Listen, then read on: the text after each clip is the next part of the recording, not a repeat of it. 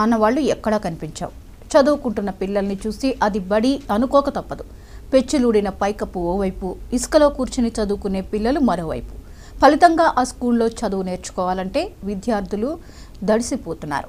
మంచిర్యాల జిల్లా కోటపల్లి మండలం ఎదుల బంధంలో నడిచే ఈ ప్రభుత్వ పాఠశాల పరిస్థితి, విద్యార్థుల దైన్యంపై మా ప్రతినిధి క్షేత్రస్థాయి నుంచి అందిస్తున్న ప్రత్యక్ష కథనం.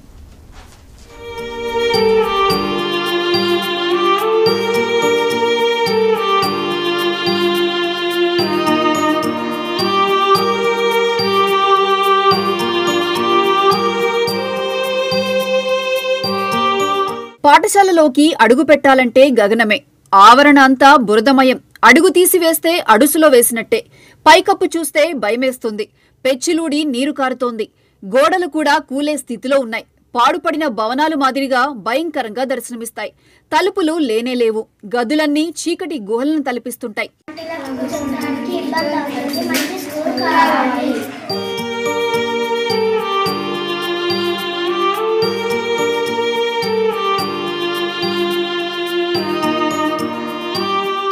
మన ఊరు మనబడికి ఈ పాఠశాల ఎంపికైంది. 60 మంది విద్యార్థులు చదువుకుంటున్నారు. తరగతి గదుల్లో ఫ్లోరింగ్ అనే మాట లేదు. గచ్చు కనిపించదు. ప్రతి గదిలోనూ పందికొక్కులు తీసిన బొయ్యలు కనిపిస్తుంటాయి. ఆ బొయ్యల నుంచి ఎలాంటి విషసర్పాలు వస్తాయోనని హడలిపోతుంటారు.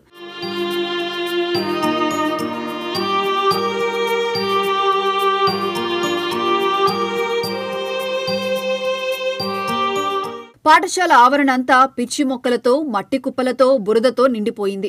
గుక్కెడు మంచినీళ్లు దొరకవు. మన ఊరు మనబడి కార్యక్రమం కింద నిధులు వచ్చినా సమస్యలు తీరే మార్గం కనుచూపు మేరలో లేదు. మరి మా ఎదులబంధం స్కూల్లో మరి గత వారము 10 రోజుల నుంచి కురిసే భారీ వర్షాల వలన నాణ్యత లేక స్కూలుకు మీదకెళ్ళి చిన్నగా రంధ్రాలు పడి జల్లు రావడం, సుమారుగా మినిమం 60 మంది పిల్లలు ఆ స్కూలుకు ప్రతిరోజు రావడం జరుగుతుంది. కానీ దీన్ని ఎవరు కూడా స్పందించడం లేదు. కాబట్టి దయచేసి గౌరవనీయులు మరి వివేక్ వెంకటస్వామి గారికి, ఎమ్మెల్యే గారికి మేము మా విన్నపం కొద్దీ ఈరోజు ఉదయమే మేము పత్తి చేనులలో ఉండగా కూడా ఆ స్కూల్ లెక్చరర్ నాగరాణ్ మేడం గారు కూడా మమ్మల్ని పిలిపించి పరిస్థితికి ఇది పిల్లగాళ్ళకు రేపు ఏమైనా జరిగితే సమస్యలు ఉన్నాయని చెప్పి మమ్మల్ని కోరడం జరిగింది. అదే దానికోసమే మేము కూడా స్కూల్కి వెళ్ళి అందరం చూసి స్కూల్ని ఒకటి పడగొట్టడం జరిగింది, కడతామని. అది కట్టలేదు. ఒకటి మళ్ళీ ఇప్పుడున్న స్కూలు నాణ్యత లేక కరెక్ట్గా లేదు. కింద పిల్లగాళ్ళు సాపలు, సంచులు, వరకులు, బరకాలు వేసుకుపోయి కూర్చునే పరిస్థితి ఏర్పడ్డది. దీన్ని అదనంగా దృష్టిలోకి తీసుకొని ఎమ్మెల్యే గారు దయచేసి మా పిల్లలకు సుమారుగా 60 మంది పిల్లలు ఉండడం జరిగింది.